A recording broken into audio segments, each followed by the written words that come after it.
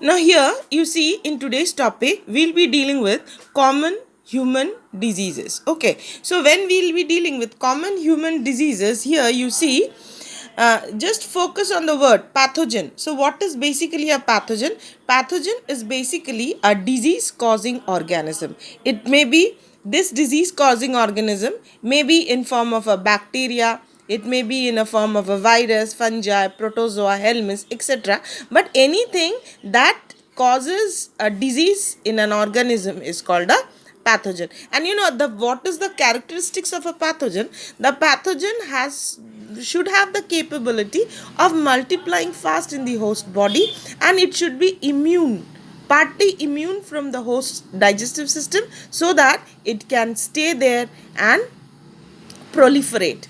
Okay, so therefore the what is the vital activity of a pathogen? The vital activity of a pathogen within the human body is it should have the capability of multiply and interfere with normal vital activities.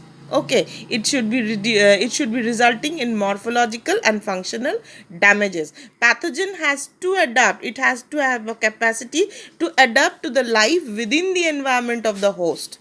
Okay, so for example, the pathogen, those who are, for example, gut parasites, that means that resides within the gut of the intestine of or the stomach of the host, should have to resist the low pH, that they have to do it. Okay, and resisting the various digestive enzymes. So a few representative members from different group of pathogenic organisms are here discussed here. So we'll be discussing a few diseases. Now we begin with, see here we begin, you see we'll be starting with typhoid. So basically typhoid, the causative agent is Salmonella typhi. Okay, now what are the basic symptoms of typhoid? It is a sustained high fever, weakness, stomach pain, constipation, headache, and loss of appetite. So these are the basic visible symptoms which we encounter in a typhoid. And what happens, typhoid fever, how do we know that the person is suffering from typhoid? It is basically through the Vidal test. Okay, so Vidal test is a test that identifies, it's a blood test, and that identifies confirms rather the test for typhoid. Now, what is the path of entry? Path of entry within the host body. How does this Salmonella typhi enters? So it enters the body through food and water that is contaminated with them, and it migrates from the intestine to the blood. Okay, now in the next disease here, you see the next one is pneumonia. So basically pneumonia is caused by a group of streptococcus bacteria. Now basically when this cocci, these are known, the name derives from the round shaped bacteria. Now there are basically known four types of bacteria.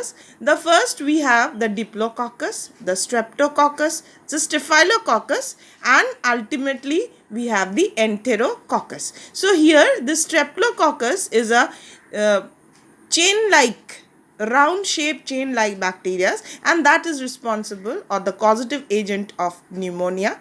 Okay, so here again you see if the causative agent it is pneumonia, so the causative agent is Streptococcus pneumonia or Haemophilia influenza. These are the, now basically what are the symptoms of pneumonia? The symptoms are very high fever followed with chill, cough, headache, and in some cases lips and fingernails might turn blue or gray, like that. So these are the various symptoms. And what is the path of entry? How does this enter into a healthy body? You see, it is a droplets on aerosol release by the infected person, and sharing utensils or any other thing, you can get the disease. Okay, now next, a very common, here you see, next another, we'll be dealing with a very common disease, that is common cough and cold, and basically this common cough and cold is not a bacterial disease, it is caused by a virus. So that is the difference between a pneumonia and a cough and cold. And what is the virus? Okay, so a virus causes this. So what is the virus that causes common cough and cold? Basically we encounter the rhinovirus.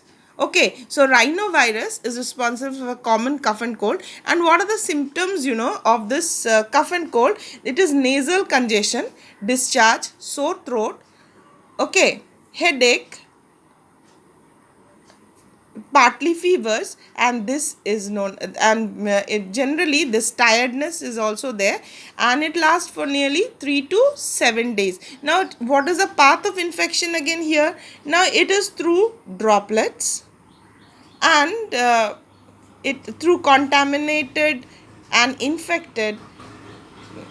Okay, so it is transmitted through droplet. And what is the path of infection? How does a person acquires the infection, catches the infection? It is through droplets and contaminated object. It infects the upper respiratory system and not the lungs. Okay, so this is the difference between a pneumonia and a common cough and cold. That means it is a disease of the upper respiratory system. That means it would come up to the trachea. Okay, the disease will reside there in the nasal chamber and in the upper part of the thorax or trachea, and it would not enter the lungs. That makes the difference. Now finally we come to this, that is known as the malaria. Now malaria, it has been a disease which the human race has been suffering from many years. Many people have given their life for that, but this finally, the malaria, there is no vaccine for malaria parasite, and neither will a vaccine be developed. Why? Because basically the malaria parasite, that is known as Plasmodium vivax, it is a two-host cycle. It resides in two hosts. For example, it may be, and it has got a vector. What is vector? Vector is a agent, an organism, it again another organism that simply transmits the disease from one healthy person to another. So Plasmodium vivax cannot move around on its own, so it needs a vehicle.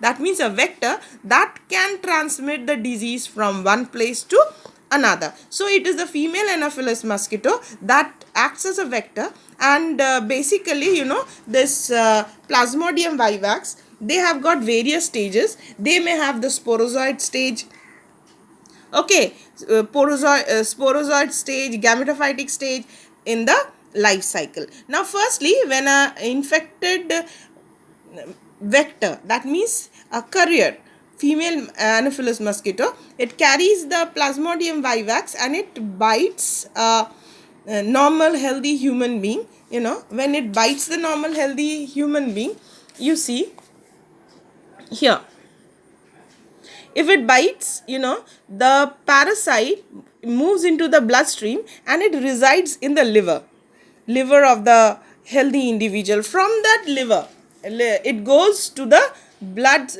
cells, that is RBC. You can see it goes and multiplies asexually within the RBC, and here it reproduces this cell again. So when the RBC is burst out, and this Plasmodium vivax, it's released in the bloodstream, it releases a kind of a toxin that is known as hemozoin.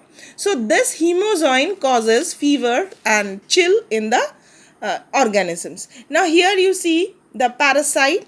This parasite again, they reproduce asexually in the red blood cell, bursting the red blood cells and causing a cycles of fever. Whenever it comes out from the RBC, the person or the individual host, the patient, it gets fever, chills and fever. Ultimately, these they sexually reproduce in the sexual stage in the gametocytes of the RBC. Here they produce a male and the female, and this male and female gamete, they do not They fuse together, form a gametocytes, and this rather gametocytes, it goes into the, it's carried out again by the mosquito. Okay, and the final development of this gametocyte, it goes inside the salivary gland of the female mosquito, and again it is released as a sporozoid stage. Okay,